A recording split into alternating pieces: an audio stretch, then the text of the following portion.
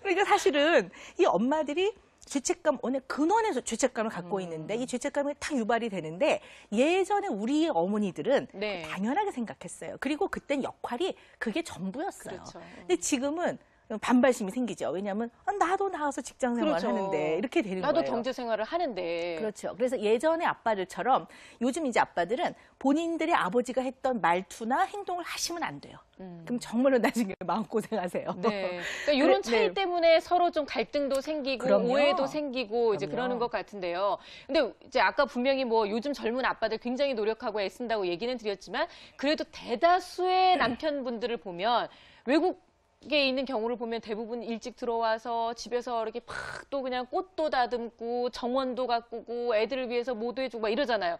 근데 우리나라는 글쎄 평일 같은 경우에는 대부분 늦게 들어오고 12시 넘어 들어와도 그냥 당연히 원래 바쁘니까라고 사회적으로 좀 이렇게 용인하는 듯한 그런 느낌도 들기도 해요. 아빠로서의 그런 면이- 역할을 좀 등한시하는 것 자체를. 그런 면이 많죠. 왜냐하면 남자들은 원래 예전부터 5, 6만 년 전에 말씀을 드렸는데요.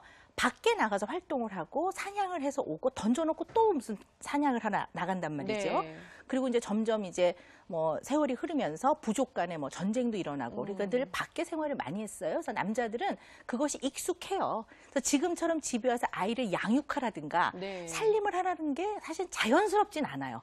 자연스러운 게 아니다 보니까 상당히 노력을 하지 않으면 이게 잘 안 되거든요. 근데 이제 문제는 우리나라는 유독 권주 사회, 권주. 네, 술을 술을 권하는 권하는, 사회고요. 네. 이게 일과 가정이 분리가 좀 안 되고요. 남자들은 맨날 이제 일의 연장이라고 하죠. 근데 일면 맞는 말도 맞는 면도 있지만 이게 밖에 생활을 잘 열심히 하는 것이 아빠가 할 수 있는 최선의 역할이라고 생각하는 경향이 많은 것 같아요. 네. 자, 근데 여기서 무슨 문제가 생기냐면요. 밖에 생활을 열심히 하니까 그건 익숙해요. 잘할 수 있어요. 근데 집에서 보내는 시간이 적다 보니까 그건 익숙하지도 않고 잘 모르겠어요. 그렇죠. 근데 남자들은 특징상 본인이 외적의 침입에 대처하고 맹수의 공격을 막아내고 먹잇거리를 가져오고 그래야 되기 때문에 강해야 돼요. 약점을 보이면 상대한테 당한단 말이에요. 네. 그래서 이 약점을 보이기를 너무 싫어해요. 그래서 남자들이 부부 문제가 있거나 가정 내 아이한테 문제가 있을 때 정말 마지막까지 이 도움을 안 받으려고 해요. 누군가한테 도움을 받는 것이 굉장히 약자라는 생각을 하는 것 같아요.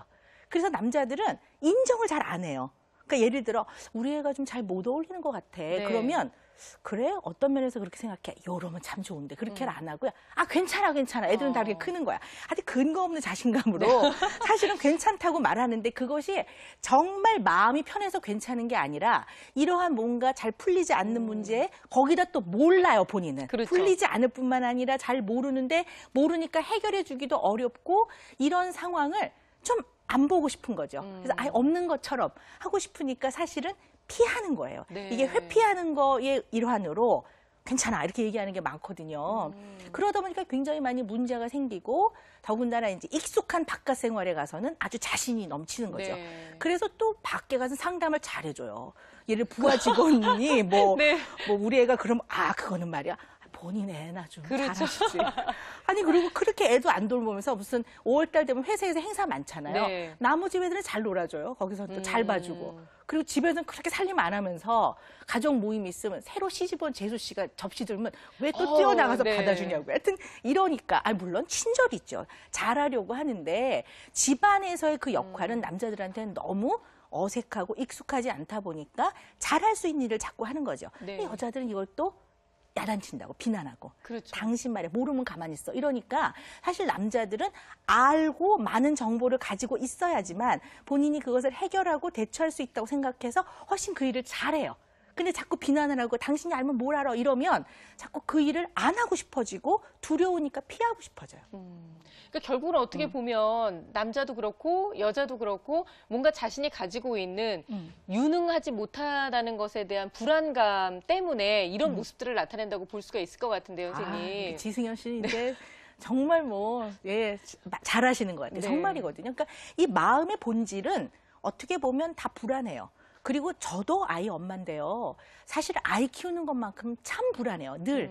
왜냐하면 예측을 할 수가 없고 그쵸. 내가 뭘 해줄 수 있는 부분이 아니에요. 시험이 있으면 내가 열심히 공부하면 잘 볼 것 같은데 네. 아이는 아니거든요. 그리고 학교에 보내놔도 나라면 가서 뭐라고 하면 야, 하지 마 이럴 텐데 과연 내 아이가 그렇게 잘할 수 있을까 불안하거든요. 사실은 불안하고 불안의 밑면에는 사랑하기 때문에 잘 됐으면 좋겠다는 그렇죠. 마음이 있는 거거든요.